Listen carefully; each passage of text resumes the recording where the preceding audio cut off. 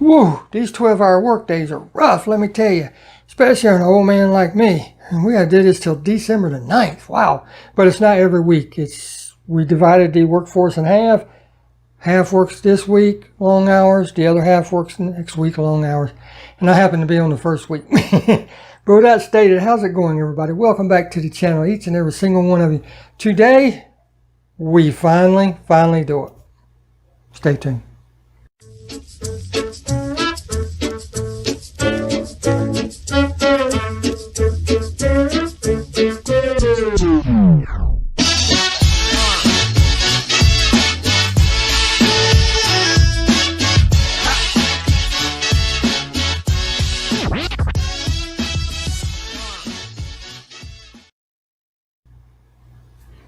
Again, welcome back to the channel, everybody. So glad each and every one of you can make it. I mentioned this in my yearly update video about projects that's coming and projects I wanted to do, yada, yada, yada. And I said this would probably be coming sooner than expected. Well, I got into doing customs for other people, and I got into doing some for sale. So my projects have been put to the wayside. But I've decided to finally start doing some for me, you know, and that's what started my channel. But to be more specific, one car started my channel. So that's what we're doing. Which one is it? If you didn't see, you don't know, let me get you turned around and show you. It's on this wall right here. Got this wonderful display rack from EJ's Workshop. He has them for sale on eBay. If I can remember, I'll put them in the description box so you can check them out. I would actually like to have a couple more. I just can't afford them right now. But with that stated, my plan was to redo all these except for these four right here. I don't want to redo them. I like the natural patina and everything that's on them because, you know, finding these vintage decals, they're not made. So, and I don't have a way to make them myself currently. So with that stated, the rest of these, the plan was to just come grab one, redo it, right? Make a video about it, put it back up, grab another one, redo it, put it back up, grab another one, so on and so forth. But today, like I said, we're going to attack the one that started the channel. And it happens to be this one. The 1974 Flying Customs or Flying Colors, whatever Target used to call it back then, I forgot. Heavy Chevy. And I really like the way this one looks. It's got a barn find look to it. It used to be 95% red, kid painted, and I did a video on how to take off the red paint to see what color it was originally, and that's how we came down to that color. These cars had no hood, so we don't have to worry about that. Like this one, the Mercedes, actually came with a hood, so when we do that, the hood will have to be replaced. But this one did not come with a hood, so what you get is what you see. So let's get over to the workbench and I'll show you everything we're working with. So here's what we got. Again, you can see the car. It's in relatively good shape considering. I mean, like I said, it's got a nice barn find look to it. But the windshield is so dark. Looks like it's been painted. Doesn't look like it's been painted on the outside though. I don't know. I never tried scraping it to see. But it's definitely painted. Not a lot of bare metal, so we don't have to worry about any discolorization on the paint or on the metal when we take it apart or strip it. I'll walk you through the drilling out process because this is a little bit different drilling. These are smaller. These are going to be 1-72 screws because these are really small posts compared to modern day Hot Wheels. And you can see these have the axles that go through. These do not have bearings. These do not have caps. These have actual wheels with axles. So that's what we have. There's a guy on eBay that I found that sells them. So that's what we got there. We've got the large in the back and the medium up front because these are red lines. So I wanted the red line wheels for it. So we got those. I've got a reproduction windshield from Vince over at Redline, Second Chance Redlines. As you can see, it's a little flat. I will have to lightly heat it up and bend that back down because I've had it so long. Once I first got this car and started finding parts, that was the first part that I bought. So, sitting like this over time, it has lost its shape. So, I mean, you can sit it out in the sun and gently bend it, or you can use a hair dryer, real low heat, heat it up and bend it and take the heat off of it and let it cool down. When it cools, it'll be back in the shape. And here's the decals that originally came on this car. Turn the car around so you get a better visualization. The top decal will be the decal for the side. And I have the correct yellow paint from the Redline shop. I bought this a long time ago. It took me, geez, over 2 months to get this paint because he said it was shipping. I don't know. He said it was sent the day after I paid for it, which I believe him. He doesn't have any reason to lie about it. But it took 2 months to get that paint. So as I got things, I just had this larger case. I took everything and put it in there, which is what I'm doing now, because we're going to drill this bad boy apart. So let's get to that. Now again, as you look at this, the posts are a lot smaller. They are. So you're going to need a 1/16. If you're using standard size bits, you're going to need a 1/16 drill bit. But these do not have the mushroom heads like your modern ones do. So what you have to do is locate the center. This one, I've already located it a long time ago to see how easy it was going to be. It's just a hair off. But all you need is a center punch. Now this one is automatic, so all you do is you push down and it will pop it. And I'm fixing to show you exactly what I mean, but I want to get this joker in the center, or as close as I can. Now, it looks like this engine, if you've never done one of these, it looks like this engine is part of it, but it's actually not. There's another post or button head on the bottom side of that I'll show you that you will have to drill out. But you want to get as close to the center as you can.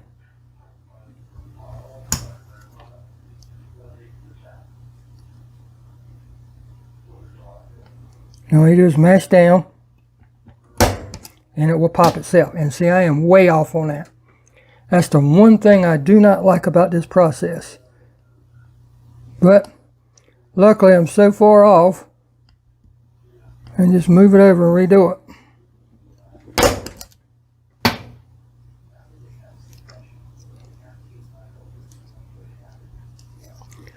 That's all you got to do. But it slid. I hit the same spot.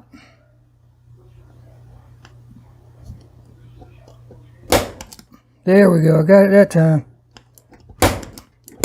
Do it a couple times, get a nice little divot. Hey, that was my first 2 times. Now I've got it in the middle. And that one's good. On the back one, I can work with it and kind of angle the drill bit to start and then center it. Well, now that I've got that, do like normal, drill it out. Now, like always, you do not want to go crazy when you first start drilling this out. You want to go just enough to be able to take that button head off, because you do not want to try to go through all that because you don't know what's under there.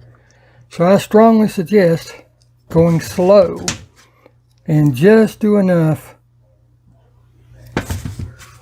just enough to get to that.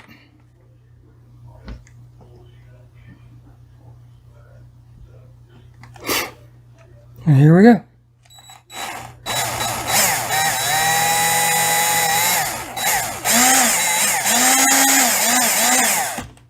Oops, sorry I hit the camera.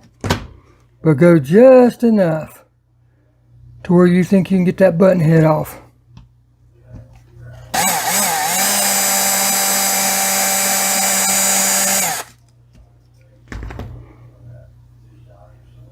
See how I walked that over and got it in the center now? That's what we're looking for. Now once you think you have it deep enough, then you can switch over to your 9/64 drill bit. And that's the same size as the buttons on this. But again, you want to go slow. You don't want to try to do the whole thing at one time. Just let it catch, and it will do all the work. And that is all but gone now.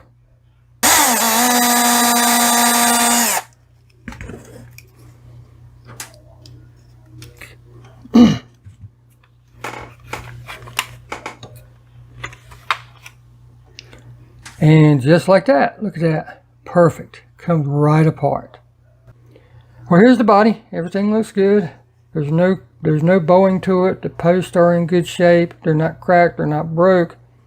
But we've got to get this engine out, and there's that post I was telling you about. So we're just going to take the same drill bit, same size, 1/16, and lightly go down in it.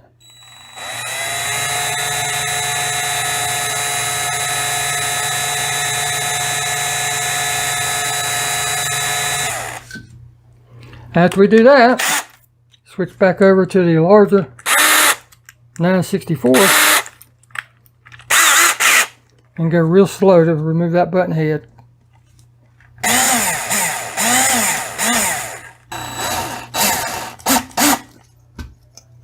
Don't want to go too much. That should work. This should pop it right out. Yep, popped it right out. Look at that. Beautiful, beautiful, beautiful.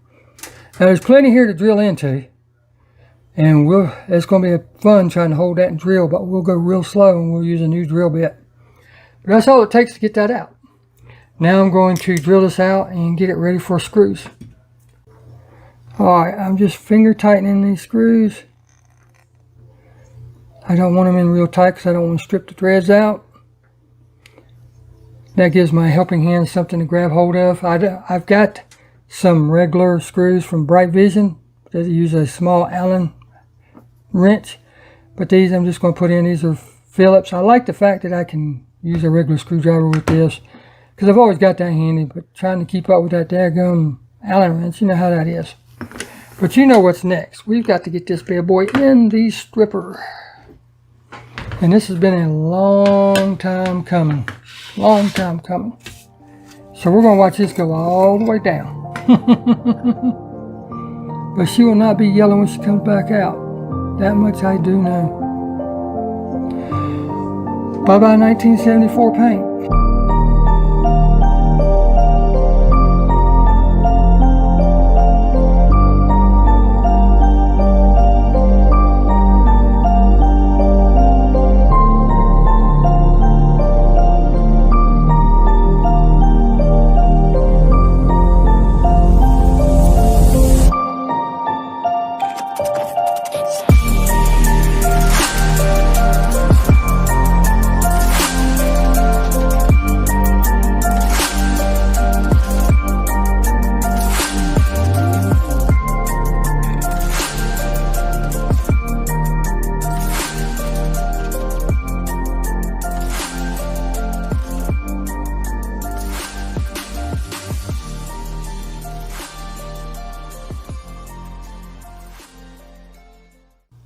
And like that, she's gone. We'll see this tomorrow. I'm actually going to show you with it coming out of the stripper because I want to see how this bad boy's going to look.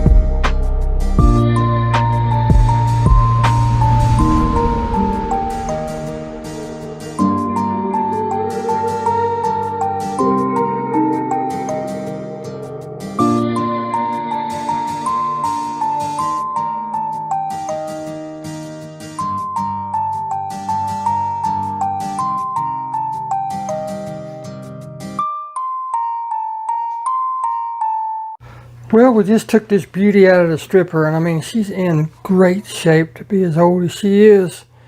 Now, once I get all this gray stuff off of it, it'll probably look a little different. As typical with, you know, the castings and everything, I'll probably have some pitting and some casting lines that I need to take care of and everything. But one thing I noticed, and I didn't see this when I inspected it before I put it in the stripper. I'm going to get you up here and see if we can see it. Try to get it to focus. There's some lines right there. And I can actually feel those when I run my fingernail over it. I don't know what that's from. It wasn't from me taking it out of the stripper, because as you've seen, I clamped onto the post. I didn't clamp onto any of the body parts or anything. I did not see that in the pre-inspection or even when I got the car, but you know how stuff is. But yeah, we'll have to take care of that because I can feel it. Listen.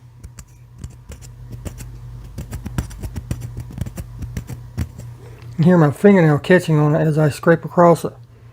There's a good shot of it. I don't know what caused that. I'm assuming some kid or whatever, whoever owned it, that painted it that red. But yeah, that's what we got. That's what we're working with. I'm actually amazed that it's in good shape as it is in. As always, I'm going to go over this with the brass bristle brush. That way it knocks out any leftover residue, any leftover paint, anything like that, any residue from the stripper. And it cleans everything up is what it does, what I'm trying to say. It gets everything out of all the cracks and whatnot. But I'm just going to go over it with this for a minute, and then I'll cut. Once I'm done with that, I'll hit where the bumpers go, the body lines are, all that stuff. And once I'm happy with that, I will then go over it with the scouring pad. I normally use steel wool, but I've just been using this. You know, it's right here, handy. I have my steel wool put up in the closet, in the drawer, so. But I just go over this, and it scuffs it up just as good as the steel wool, if not better. And it doesn't create such a mess. But when I stripped this thing, I found a dimple and those scratches. So I'm going to mix up some JB Weld, and I'm going to put in the little dimple, and I'm going to put it in the screws. I mean the scratches, screws. Duh. I'm going to put it in the scratches. I'm just going to build it up. It doesn't take much. Just a little. I mean, just a little bit. I take Q-tip, break in half. And I just squeeze out just a little bit. I cut it off with the Q-tip, as you see here. And I take an old medicine bottle, and I use the top of that and put it on there. And then I get the second part of the JB Weld and do the same thing and mix it up really good. The trick with JB Weld is it works great, works wonders, but you have to thoroughly mix it. If you don't thoroughly mix it, it's not going to harden properly, and it's just not going to work. But yeah, I cut off another piece of it, and I'm just going to mix it up. It'll turn a gray, a light gray when you're done, as you can see here.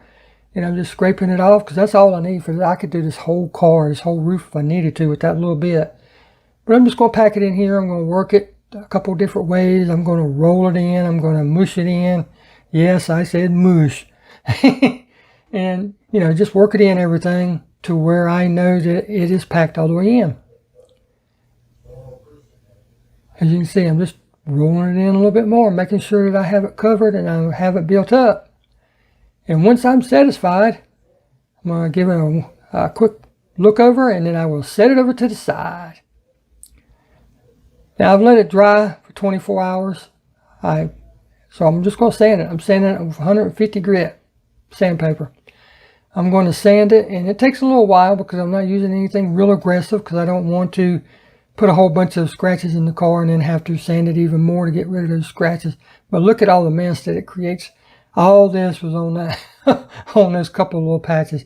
But the body looks good. I can rub my finger over these scratches now, and they're not there. Got the thumbs up. And this dimple, there's no raised part, there's no dimple anymore, nothing. I can't feel anything. So this patchwork is good, and it'll show in the paint if you don't do it right. Alright, I wanted to show you something about this interior. Now I can't say this is about all of them, because this is the first one of these I have taken apart. But it came nice and clean. Look at that. All I used was a toothbrush and just a little bit of soap and brushed it under the water. Now be careful when you go to doing this, but I'm going to show you something. On this particular one, the dash actually folds down. It snaps in place, but it will fold down. So that's pretty cool. That little tab right there holds it when you flip it up. If yours doesn't do that, be real careful when you're going in here with a toothbrush. You do not want to snap that steering wheel off. Now if you happen to, you can, and you happen to have a 3D printed one, you can drill it out and put a 3D printed one in. Or you can take another one off of a casting that you have drilled apart, you know, that you're just using for something else, you know, scrap, and glue that on. But the point I'm trying to make is, some of these, this one will, this is 1974, like I said, will snap and go roll forward to where you can get in there and get that clean. Because look at how clean that came with just a little bit of soap and a gentle toothbrush action. But don't, I'm trying to tell you this so you don't break your steering wheel off. That's what I'm trying to tell you. And there's a lot of flashing on this steering wheel that I may try to scrape off with a razor knife later on. You can see that right there. But I'm going to put it in the designated box, let it dry. It's finally time. Let's put some sealer on here. I'm going to use Autoborn Air White Sealer, because I really want this yellow to pop. Anytime I use a light color, I try to use a light color sealer or primer. We're just going to lay on a tack coat like normal. Nothing fancy. It just gives a little bit of a bonding agent to the body for the next layer wet coat to stick to. And then I'll come back and put on a medium coat and a wet coat, and that'll be it for the primer. Well, it's that time to paint my unicorn. This is the one that started the channel. Yes, sir. We're going to paint her up. I did a real thin coat of primer on this just because I didn't want to lose any details or get any runs. And you can actually see some toning coming through the primer. It's weird. But what we're using is the Redline Shop School Base Yellow, because that's pretty much what they used in the day. And I have it mixed 6:1 per their recommendations. That should be plenty. 6 parts paint, 1 part hardener. And I'm going to put on a light coat to start with, and then we'll come back and build it up. I've never used their paint before, so I don't know how it's going to lay.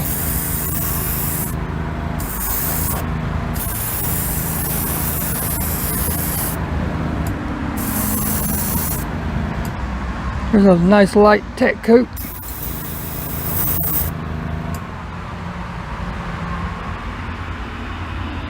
Now let's build it up.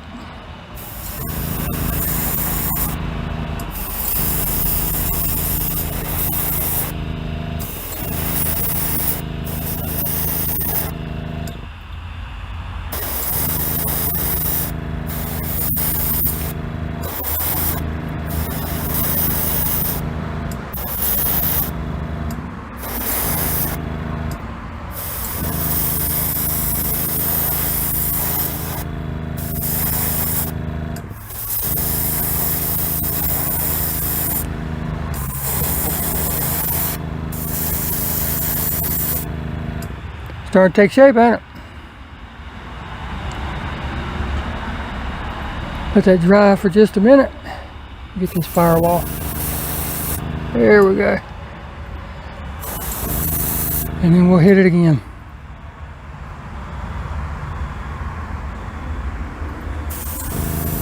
Took a flash by hitting it with some air.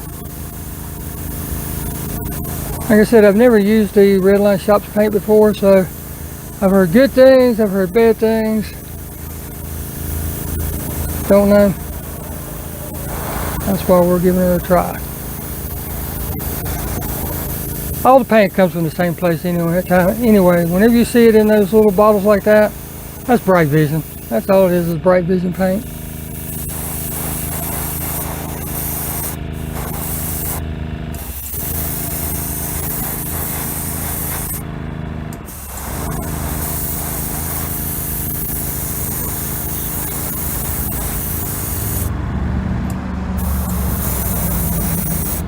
And a little bit more of a wet coat this time.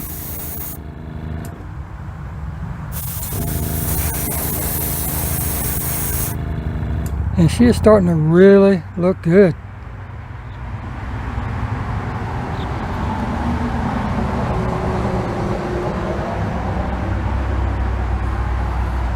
I'm going to set it over here and let it dry for just a minute, and we'll be back. Now, one thing I've noticed about using this paint, it does not have a high hide capability like house paint does. You know how you put one coat on and it hides? You have to build this up in layers. I put one tack coat on, as you seen. Then I came back with a medium wet coat, and then I put that last coat on. And it looks really good. I'm going to put one more nice wet coat on to try to get rid of some of that grittiness, and I know that'll level and go away as the car dries. But look how good this thing's going. But you can see just a little bit of that toning right there in that door that I was telling you about. So this isn't a really high hide kind of paint. You have to build it up. But yeah, she's looking gorgeous. Looking gorgeous. There's one body defect right there that you can see right in that where the glass goes. But it is what it is. We're going to put another coat on here. We're going to hit it with a nice wet coat and see what happens.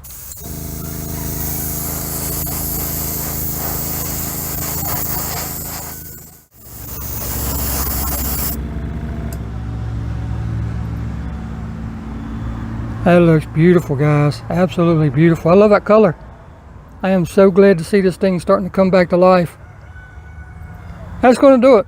I'm gonna leave it out here and let it dry because it's a nice 72, 73 degree day, real low humidity. I'll put my cover over it like I always do. Make sure the cap is on here. I'll cover it up like I always do and leave that up so it lets the gases escape as it dries. And we still have the base and the wheels to do, and the engine and some detail work, and this bad boy will be finished. So we'll see it next step. Look at this. Look at that. Ooh, it's taking shape. She is looking beautiful. That yellow's popping. But it's that time. We got to put some decals on it, and here they are. I've had these decals for probably 10 months now. But it's time. We're going to cut these bad boys out and put them on. But this is the original ones that this car would have come with back in 1974. This is a replica that Second Chance Redline sells. So let's get them cut out. Now, I'm not trying to cut exact, but I am trying to cut pretty close on this particular car, just because it is a restoration and it's for my personal collection. I really want it to look as good as it can look. So I'm taking my time. I'm going along. I'm cutting as close as I can without cutting into the decal itself, because once you do it, it won't look right. It won't be the same. So I'm not cutting exact, but I am cutting very close. Let's test fit it and see how it's going to look. I can see right away that it's going to have to sit a little lower than what it's supposed to, because if I raise it up to where it follows the fender line, you can see a lot of the door sticking down below it, and I know that it's supposed to go down to the bottom of the door. So we're just going to have to work with it. And I'm going to use the micro set. I'm going to put it on first. I'm going to wet the whole side of the car. This does several things. It gives lubrication for the decal to slide around on, and it also helps the adhesive properties, the glue. It helps it stick to the car better all over. Because whenever you use decals, sometimes you'll get an air pocket or something in there, and the adhesive might not have been on correct on the back. You know, there's so many variables and variations that this will really help it stick. And I just take it, hold it in the water for about 8 to 10 seconds, and I constantly move it around in my thumb, in between my fingers, to see if is loose, and then I'll just take it and slide it on the car like so. You get it as close as you can to what you want, and then just move it around. And once you're happy with about where it's at, take a Q-tip and try to blot out some of the water, the excess water. And that gets rid of the water, because if you don't, when the water dries, it'll leave an air bubble. So you want to try to get all that out that you can. And like I said, I'm constantly moving it around until I get it where I want it. Constantly squeegeeing it down so it doesn't move when I do the other side. It'll hold it. And, you know, I'm trying to get it exactly where I want it, where I'm happy with it at least. And yeah, just get all the water out of it I can. Get it to lay down flat. And as you can see, I've got it down to where it's at the bottom of the door, but it really needs to go up some. But, you know, depending on what month, what day, and all that stuff the cars are made, no one set of decals is going to fit every single car, if that makes sense. And you'll see what I'm talking about here in a minute when I do the hash marks, because I'm not happy with the hash marks at all. But I'm trying to get the decal where I want it, and that creates a little small wrinkle in the decal. So I'm trying to move it around and work it out to where there's not a wrinkle in it. And then I get all the bubbles out of it. I get all the water out. And that's all you can do. Because like I said, it's not going to be perfect. It's not going to fit perfect, because depending on the day of the week, what shift it is and everything, you know, what crew's doing it, the actual cars could have been made differently, different size. Well, I'm going to do the same thing for the hash marks now. And the hash marks go up to right in here, and they're supposed to line up with the back angle of that window. But the angle is way off. So if you ever decide to do one of these cars, I strongly suggest cutting it, putting it up there, because the hash marks are supposed to be straight, and the angle is supposed to meet the window. So I strongly recommend you cutting it, put it up there, and recut the angle, because it's just not right. You'll see here in a second. I'm putting it to where the angle's right and with the window, and you can see how cockeyed those decals are. They're shooting up to the moon. So I'm going to use my Q-tip and everything and continue to mess with it, and I'm going to find the middle ground. They're not going to be perfectly level and straight, but they're also not going to be so far. See how off they are? They're not going to be so far off. Let's get these wheels out, because I've got to work on this base. Trying to get the phone to focus. There we go. But as you see, I've just got the standard 2 tabs front and back, and I'm going to use this battery operated Dremel that Mr. Brummett sent me. And we are going to go to town on these. Now, I'm not going to try to ground them all the way. I just want to hold it at an angle and try to get the tip of the actual cutting portion of the die grinder down in there. And when I think I got it close, I'll flip it around, hit it from a different angle. But you don't want to try to do it all at once, because you're just asking for trouble if you do that. You want to do it a little bit, try to pull the wheels out, turn around, do a little bit, try to pull the wheels out. And you just keep doing this until eventually they come right out. And then what that does, it opens it up even more so that you can get your die grinder in and get all the way down to the bottom, so that when you put the new wheels in, they will sit flat, they will sit level, and there will be no issues. So that's all you want to do. You want to do a little bit of a time until they finally pop out. And then do the other side. But as you can see, I'm going back right here. I'm going to go in a little bit more at that same angle. That takes it all the way down to the very bottom. And when I go to put the new wheels in, they will sit flush. I will have no issues at all. Let's break the CLR out. Ooh, that's a little low. I got to add some more to it. But I'm going to drop the base in. As you can see, it's got a little bit of discolorization from the paint and everything. So, plus some oxidation. So we're going to try to get that off. But let's pour in some CLR, top it off. And this is like watching paint dry. So let's speed it up to about 400% and watch the magic start to happen. But as it sits here, you see it start foaming and everything. I'm going to leave it in this time because of, you know, it's a little dirty with the paint and everything. I was hoping to break it loose.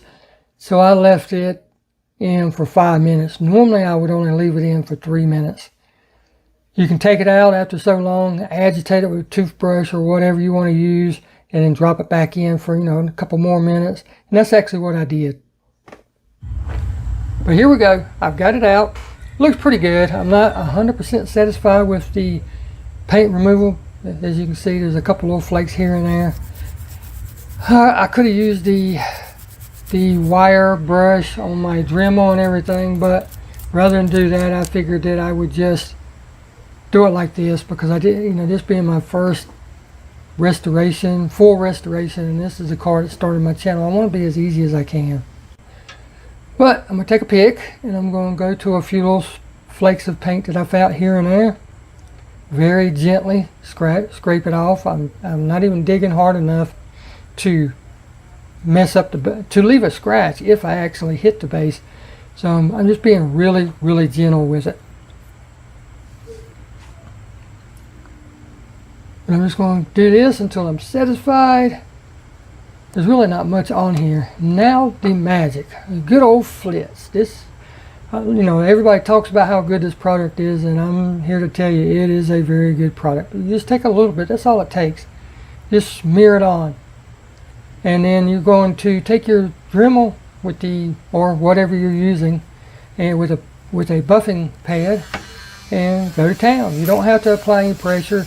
You just work it back and forth in circles, up and down, however you want to do it, however you need to do it, and it will start turning black. Once it starts turning black, you know it's working. And that's all we're going to do. We're going to try to hit every angle we can. Of course, you can't hit everything perfect. I mean, there's just some angles this will not go down into, but you'll never know it in the end because of the way everything works out and the way everything does and works. But I'm just trying to turn it and get every little nook and cranny that it will fit. And this stuff, I'm telling you, it works good. But I just want to do it outside because, number one, Cooper, I don't want him to get in any of this stuff because I don't know what it'll do. But it was such a great afternoon. Like it's 72, 73, I wanted to be outside doing this. So just keep working at it until I'm happy with it. Or at least I think I'm happy with it. And then we'll take another microfiber and wipe it off and see what we have. And at this point, you can, after you wipe it off, you can tell if you're going to need to do it again. But look at the difference after I wipe this off. I'll show you. I'll point it out. But just wipe it off and you'll see how good it's working or how not good it's working. But look at that. Is that not amazing or what? Just that little bit of work.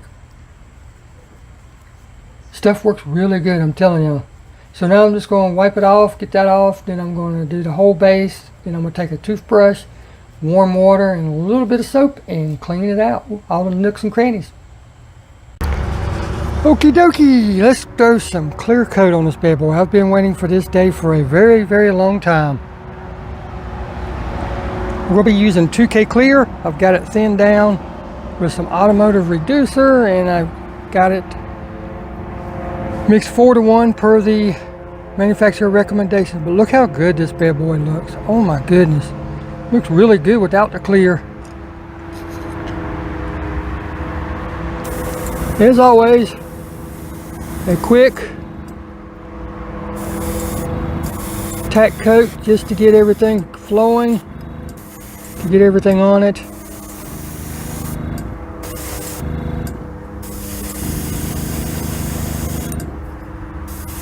And it looks dull when you put it on like this, but it's supposed to. You can see it's not real shiny. It looks kind of matte finish looking. But that's what we're looking for, because now we want to go back and wet coat it. We're going to slow down our pass and go over it a couple times. And this will build up, be clear to where it's wet looking, see?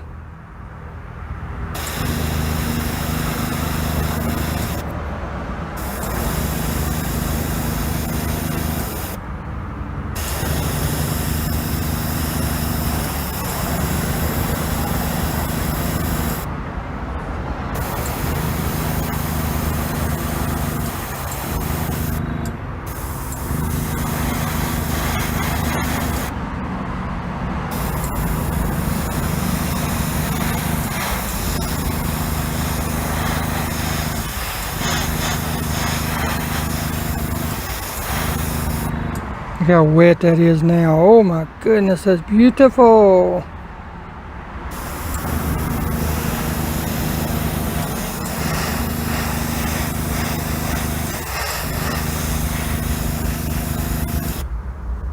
Oh yes. Oh yes.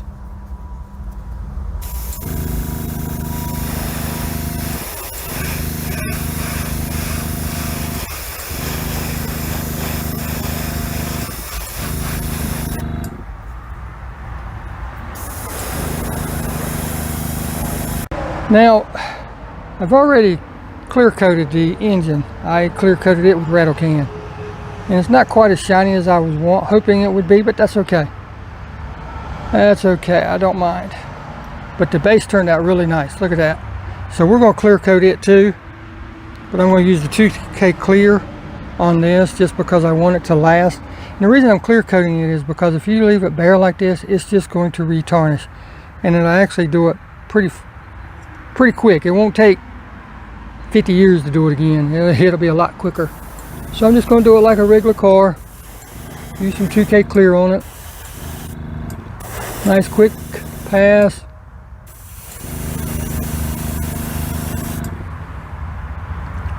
Let it flash for just a second.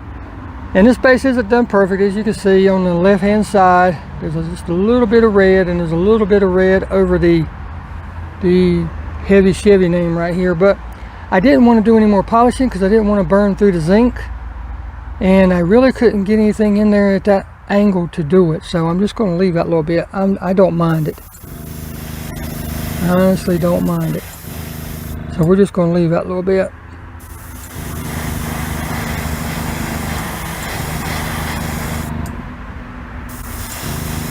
But we're going to do this just like a regular car. Nice wet coat now.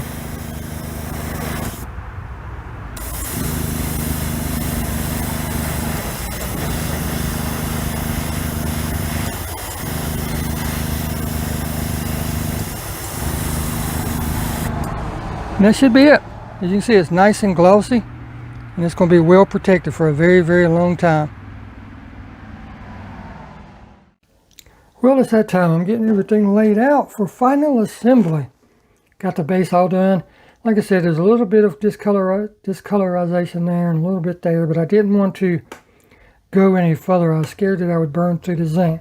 But I clear coated it, so it's good and protected now. Got the new windshield. I heated it up just ever so slightly and reshaped it. Polished the engine up. Got it all nice and done. Got the new red line wheels to go on the car. But that little bit looks really good, doesn't it? I am really tickled with it.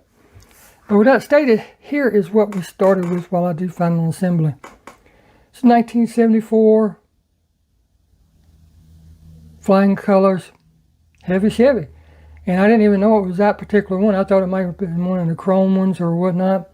But as I removed the red paint, it became more and more obvious that it was the flying colors. It was the yellow version, which, you know, I'm fine with. I'm happy with it.